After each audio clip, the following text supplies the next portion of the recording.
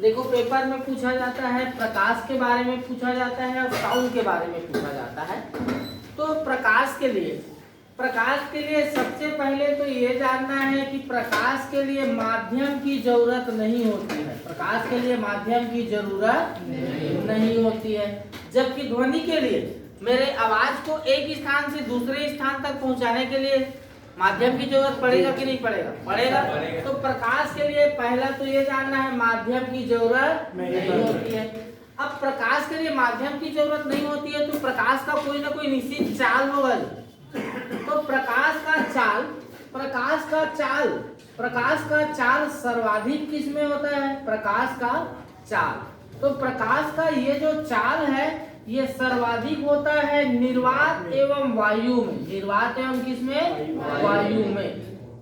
तो प्रकाश का सर्वाधिक चाल होता है निर्वात एवं वायु में होता है, जबकि प्रकाश ठोस से गमन कर सकता है क्या जी? नहीं है। जैसे कि ये लाइट का प्रकाश है, यहाँ ठोस दीवार लगा दिया, उस साइड दिखेगा क्या? नहीं दिखेगा ना। जबकि यहाँ पर साउंड है, इधर ठोस लगा दिए तो साउंड उधर जाएगा कि नहीं जाएगा? जाएगा ना। तो प्रकाश का चाल सर्वाधिक चाल होता है निर्वात एवं वायु में होता है। अब चाल होता है तो कितना होता है निर्वात और वायु में? 3 × 10⁸ मीटर प्रति सेकेंड, इतना होता है प्रकाश का चाल। इस प्रकाश के बारे में 3 वैज्ञानिकों के नाम याद रख ले हैं, मत लिखो, केवल सुनो। प्रकाश के बारे में 3 वैज्ञानिकों नाम। एक तो नाम जानना है रोमर ने क्या कहा प्रकाश के बारे में। दूसरा जानना है हाइगेस जानना है, हाइगेस ने क्या कहा प्रकाश के बारे में। और तीसरा जानना है आइंस्टीन जानना है। ये तीनों पूछा गया है। तो ये जो रोमर ने सर्वप्रथम प्रकाश का वेग ज्ञात किया। सर्वप्रथम रोमर ने प्रकाश का वेग ज्ञात किया। ये हाइगेस ने प्रकाश का तरंग सिद्धांत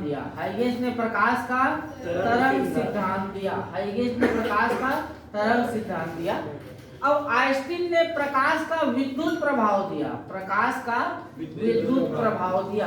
तो ये 3 साइंटिस्ट के नाम जानना है। रोमन ने सर्वप्रथम प्रकाश का वेग ज्ञात किया, हाइगेस ने प्रकाश का तरंग सिद्धांत दिया और आइंस्टीन ने प्रकाश का विद्युत प्रभाव दिया। ये वही आइंस्टीन है जिसको आधुनिक भौतिकी का पितामह बोला जाता है। भौतिकी के पितामह में 2 नाम याद रखना है। भौतिकी का पितामह बोले तो न्यूटन याद रखना है, और आधुनिक भौतिकी का पूछे तो क्या याद रखना है? आइंस्टीन। भौतिकी अभी हम लोग फिजिक्स पढ़ रहे हैं। फिजिक्स में पुरस्कार की बात करूं मैं तो पुरस्कार में पढ़ोगे तो ये जो दुनिया का सबसे बड़ा पुरस्कार है नोबेल पुरस्कार। नोबेल पुरस्कार 1900 से शुरू हुआ है, स्थापना हुआ है, शुरुआत हुआ है। पहली बार पुरस्कार दिया गया था भौतिकी के क्षेत्र में। डब्ल्यू के रोन्टेजन को मिला था 1901 में एक किरण की खोज के लिए। उसके बाद 2 भारतीयों को फिजिक्स के क्षेत्र में पुरस्कार मिला है। 1930 में मिला है डॉक्टर चंद्रशेखर रमन, और 1983 में भी मिला है एस चंद्रशेखर रमन को। तो 2 और नोबेल पुरस्कार भी जानना है तो पहली बार किसको दिया गया, किन भारतीयों को मिला है, और जिस समय में आप पेपर दे रहे हो, जैसे कि अभी 2024 में पेपर दोगे तो 2023 के नोबेल पुरस्कार विजेताओं के बारे में जानना है। अब ये जो प्रकाश की चाल, तो प्रकाश के चाल हो गया। तो प्रकाश की चाल की बात किया जाए,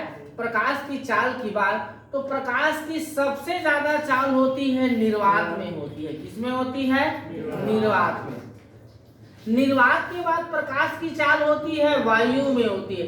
ये दोनों में इसकी होता है 3 × 10⁸ मीटर प्रति सेकेंड। इसमें भी 3 × 10⁸ मीटर प्रति सेकेंड। दोनों में सेम है, लेकिन थोड़ा सा ज्यादा होता है, 0.003 निर्वात में ज्यादा होता है। इसके बाद प्रकाश की चाल जानना है आपको, पानी में जानना है। किसमें जानना है? पानी में। उसके बाद जानना है कांच में जानना है। किसमें जानना है? कांच में।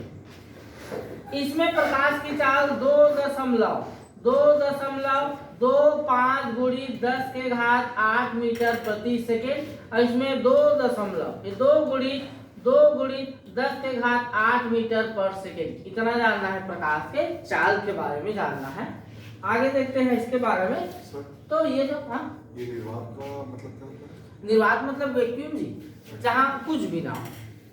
आगे सुनो, इस प्रकाश के घटनाएं के बारे में प्रश्न आता है। प्रकाश की घटनाएं, अब यहाँ से ध्यान से सुनना है। प्रकाश की प्रमुख घटनाएं के बारे में क्वेश्चन पूछा जाता है। प्रकाश की प्रमुख घटनाएं, तो प्रकाश की कई सारे घटनाएं हैं और सारे से प्रश्न पूछा जाएगा। सबसे पहले जानना है, पहले नंबर में प्रकाश का प्रकीर्णन, और यहाँ से क्या क्या प्रश्न पूछा गया है ये बता रहा हूं। प्रकाश का प्रकीर्णन, स्कैटर, प्रकाश के प्रकीर्णन। तो ये जो प्रकाश के प्रकीर्णन का किसने दिया है, तो रेले ने दिया है। प्रकाश के प्रकीर्णन का सिद्धांत किसने दिया है, रेले ने। ये प्रकाश का प्रकीर्णन होता क्या है, तो ये है प्रकाश का फैलना। प्रकाश का क्या जी, फैलना, प्रकाश का फैलना। ये जो प्रकाश का प्रकीर्णन है, ये जो प्रकाश का प्रकीर्णन है, ये प्रकाश के प्रकीर्णन किसका व्युत्क्रमानुपाती होता है, तो ये होता है तरंगदैर्घ्य का व्युत्क्रमानुपाती होता है। तरंगदैर्घ्य का क्या होता है, वेवलेंथ का क्या होता है, व्युत्क्रमानुपाती। कहने का मतलब यदि प्रकाश का प्रकीर्णन ज्यादा होगा तो ये तरंगदैर्घ्य क्या होगा जी, कम होगा। यदि प्रकाश का प्रकीर्णन कम होगा तो तरंगदैर्घ्य क्या होगा, ज्यादा होगा। और यहाँ से प्रश्न 4 प्रश्न ज्यादा पूछे गए हैं। किस रंग का प्रकीर्णन ज्यादा होता है, किस रंग का प्रकीर्णन कम होता है, किस रंग का तरंगदैर्घ्य सर्वाधिक होता है, और किस रंग का तरंगदैर्घ्य सबसे कम होता है। तो ये प्रकाश के प्रकीर्णन के बारे में कि प्रकाश का प्रकीर्णन किसने दिया था, रेले। प्रकाश के प्रकीर्णन का अर्थ क्या है, प्रकाश का फैलना, प्रकाश का फैलना। अब ये जो प्रकाश के प्रकीर्णन किसका व्युत्क्रमानुपाती होता है, तरंगदैर्घ्य। अब यहाँ से इसके कुछ उदाहरण पूछे गए हैं। ये प्रकीर्णन के क्या पूछे गए हैं, उदाहरण, प्रकीर्णन के उदाहरण। तो प्रकीर्णन के उदाहरण, तो ये प्रकीर्णन के उदाहरण में आपको जानना है रंग संबंधित घटनाएं। क्या जानना है जी, रंग संबंधित घटनाएं, रंग संबंधित घटनाएं, रंग संबंधित घटनाएं। और रंग संबंधित क्या क्या घटनाएं पूछ चुका है, ये ध्यान से सुनो। सबसे ज्यादा बार पूछा गया है आकाश का नीला रंग दिखाई देना, आकाश का नीला रंग दिखाई देना, नीला रंग दिखाई देना, नीला रंग दिखाई देना। तो आकाश का नीला रंग दिखाई देना प्रकाश के किस घटना का उदाहरण है, तो प्रकाश के प्रकीर्णन। देखो यहाँ नीला रंग पता चला। आगे सूर्य का उगते एवं डूबते समय, सूर्य का उगते एवं डूबते समय, उगते एवं डूबते समय लाल रंग का दिखाई देना। क्या रंग का दिखाई देना, लाल रंग का दिखाई देना, लाल रंग का। तो यहाँ पर भी क्या आ रहा है जी, रंग आ रहा है। क्या रंग आ रहा है, लाल रंग का। आगे तीसरा पूछा गया है समुद्र के जल का नीला दिखाई देना, समुद्र के जल का नीला रंग दिखाई देना, नीला रंग दिखाई देना, नीला रंग दिखाई देना, नीला रंग दिखाई, नीला आ गया। आगे अंतरिक्ष से पृथ्वी का काला रंग दिखाई देना। क्या रंग दिखाई देना, काला रंग। तो आपको पेपर में कुछ भी समझ में नहीं आए, नीला रंग दिखे, लाल रंग दिखे, नीला रंग दिखे, काला रंग दिखे, पीला रंग दिखे, गुलाबी रंग दिखे, चितकबरा रंग दिखे, भूरा रंग दिखे, क्या लगा के आना है, प्रकाश के प्रकीर्णन का उदाहरण है। एक बात की वर्ड याद रखना है कि प्रकाश में रंग संबंधित घटना पूछे तो उसको किसका उदाहरण लेना है, प्रकाश का प्रकीर्णन का उदाहरण लेना है। अब देखो यहाँ पर और 5वां, ये जो रेलवे का सिग्नल जी, रेलवे का सिग्नल या जो खतरे का सिग्नल होता है वो लाल रंग का होता है रेलवे का सिग्नल और खतरे का सिग्नल लाल रंग का होता है। तो आगे बताते हैं क्यों लाल रंग का होता है, ये जानना है। अगले देखो, ये जो प्रकाश का प्रकीर्णन जी, प्रकाश का प्रकीर्णन और होता है प्रकाश का तरंगदैर्घ्य। एक दूसरे के क्या होते हैं जी? व्युत्क्रमानुपाती होते हैं, विपरीत होते हैं। तो प्रकाश के प्रकीर्णन, तो प्रकाश के प्रकीर्णन में एक शब्द आपने हिंदी में पढ़े होंगे, बैजानी है पीनाला, बैजानी है पीनाला, बार बार। तो अब अंग्रेजी का जमाना है, ये याद रखना, VIBGYOR। भी मतलब क्या है जी? आई मतलब इंडिगो, बी मतलब ब्लू, जी मतलब ग्रीन, वाई मतलब येलो, ओ मतलब ऑरेंज, आर मतलब रेड। तो यहाँ पर इसको लिखे हो ये। तो प्रकीर्णन में यहाँ पर मैं लिख देता हूँ ज्यादा। यहाँ पर क्या लिख देता हूँ? ज्यादा। ध्यान से सुनना, यहाँ पर क्या लिखे हैं? ज्यादा। और यहाँ पर लिख देता हूँ कम। यहाँ पर क्या लिख देता हूँ? कम। तो यहाँ पर किस रंग का प्रकीर्णन सर्वाधिक होता है जी? बैगनी। और किस रंग का प्रकीर्णन सबसे कम होता है जी? लाल। तो प्रकीर्णन का काम है फैलना जी। प्रकीर्णन का काम क्या है? फैलना। तो लाल रंग का प्रकाश ज्यादा फैलेगा क्या? नहीं फैलेगा। तो लाल रंग का प्रकाश ज्यादा फैलेगा नहीं, तो दूर से क्या होगा जी? दिखाई देगा।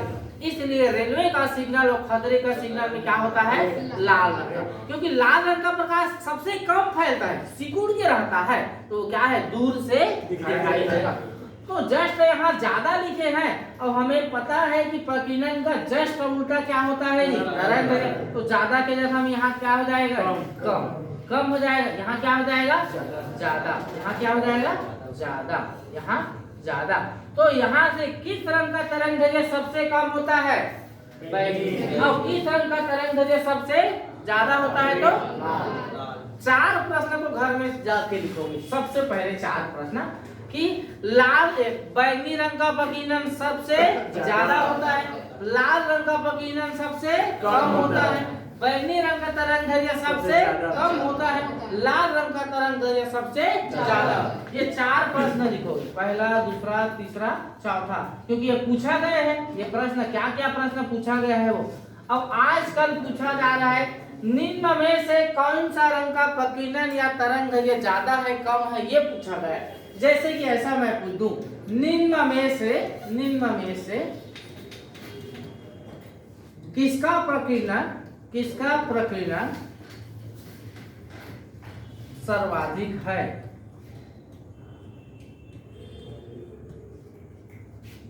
ऑप्शन में दे दे पीला, हरा,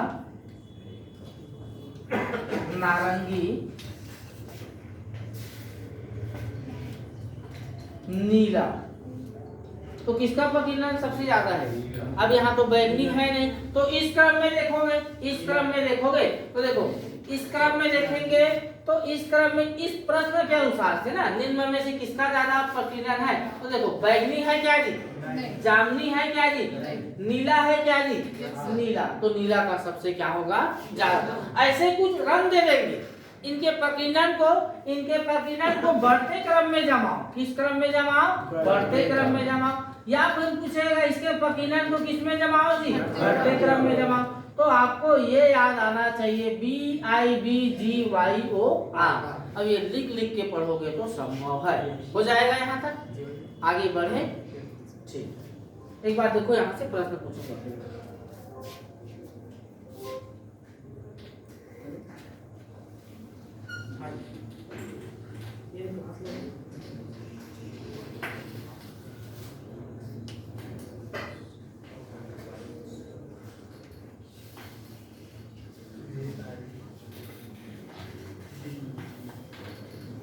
एक बार देखो, फिर मैं पूछता हूँ प्रकाश के बारे में आपके दिमाग में क्या क्या है।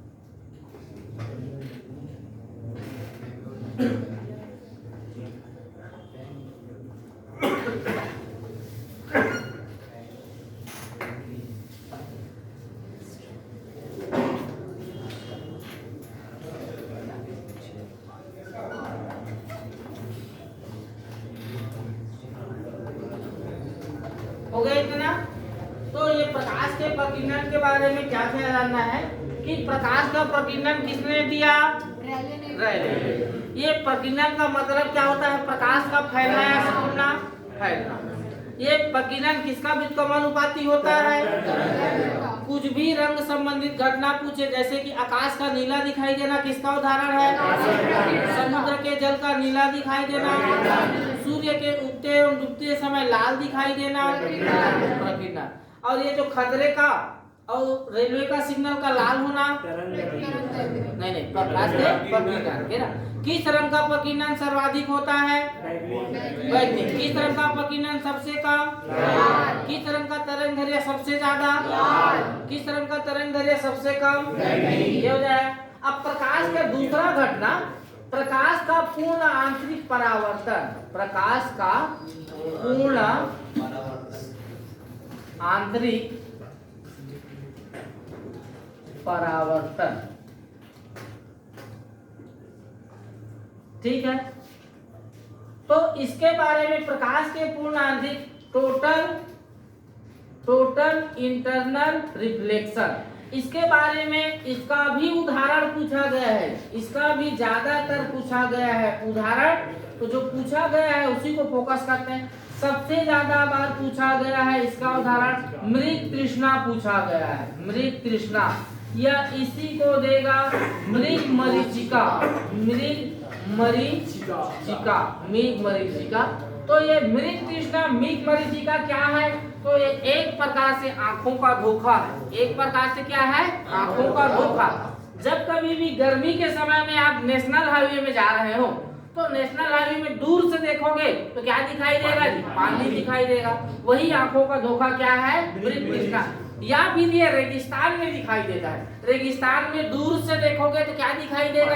पानी दिखाई देगा। तो ये क्या है? मृग तृष्णा किसका उदाहरण है? प्रकाश के पूर्ण आंतरिक परावर्तन का उदाहरण है। दूसरा उदाहरण जानना है हीरे का चमकना। हीरे का चमकना, हीरे का चमकना, हीरे का चमकना, हीरे का चमकना भी प्रकाश के पूर्ण आंतरिक परावर्तन का उदाहरण है। और तीसरा पूछा गया है अब तक एंडोस्कोपी के बारे में। एंडोस्कोपी, एंडोस्कोपी किस सिद्धांत पर कार्य करता है? तो एंडोस्कोपी प्रकाश के पूर्ण आंतरिक परावर्तन के सिद्धांत पर कार्य करता है। इस एंडोस्कोपी में होता क्या है?